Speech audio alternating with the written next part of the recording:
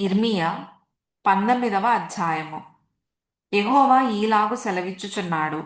నీవు వెళ్ళి కుమ్మరి చేయు మంటి కూజాను కొని జనుల పెద్దలలో కొందరిని, యాజకుల పెద్దలలో కొందరిని పిలుచుకొని పోయి హర్సీతు గుమ్మపు ద్వారమునకు ఎదురుగానున్న బెన్హిన్నోము లోయలోనికి పోయి నేను నీతో చెప్పబోవు మాటలు అక్కడ ప్రకటింపుము. నీవిట్లనుము, యూదా రాజులారా, యెరూషలేము నివాసులారా, యెహోవా మాట వినుడి.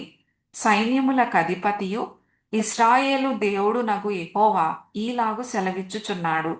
ఆలకించుడి. దాని సమాచారము వినువారందరికీ చెవులు గింగురు మనునంత కీడును నేను ఈ స్థలము మీదికి రప్పింపబోచున్నాను. ఏలయనగా వారు నన్ను విసర్జించి ఈ స్థలములో అపచారము చేసియున్నారు. వారైనను వారి తండ్రులైనను యూదా రాజులైనను ఎరుగని అన్య దేవతలకు దానిలో ధూపము వేసి నిరపరాధుల రక్తము చేత ఈ స్థలమును నింపిరి.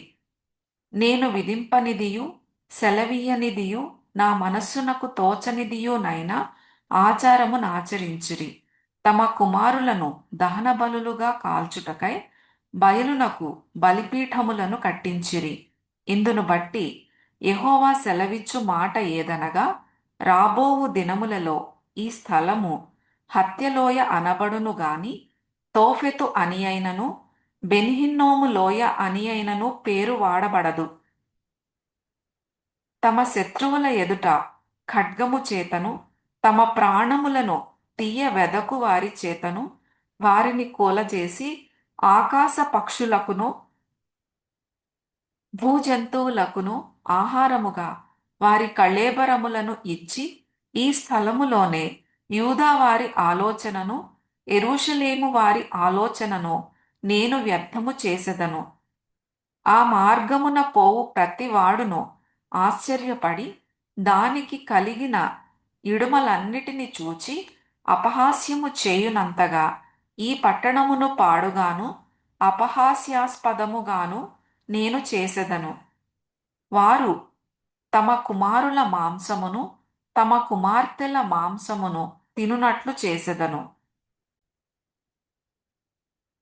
తమ ప్రాణము తీయ వెదకు శత్రువులు తమకు ఇబ్బంది కలిగించుటకై వేయు ముట్టడిని బట్టియు దాని వలన కలిగిన ఇబ్బందిని బట్టియు వారిలో ప్రతివాడు తన చెలికాని మాంసము తినును.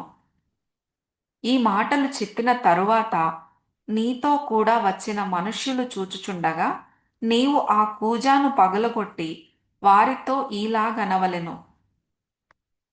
సైన్యములకధిపతియగు యెహోవా ఈలాగు సెలవిచ్చుచున్నాడు. మరల బాగుచేయ నశక్యమైన కుమ్మరి పాత్రను ఒకడు పగులగొట్టునట్లు నేను ఈ జనమును ఈ పట్టణమును పగులగొట్టబోచున్నాను. తోఫెతులో పాతిపెట్టుటకు స్థలము లేకపోవునంతగా వారు అక్కడనే పాతిపెట్టబడుదురు. యెహోవా వాక్కు ఇదే. ఈ పట్టణమును తోఫెతు వంటి స్థలముగా నేను చేయుదును. ఈ స్థలమునకును దాని నివాసులకును నేనాలాగున చేయుదును. యెరూషలేము ఇండ్లును యూదా రాజుల నగరులను ఆ తోఫెతు స్థలము వలెనే అపవిత్రములగును.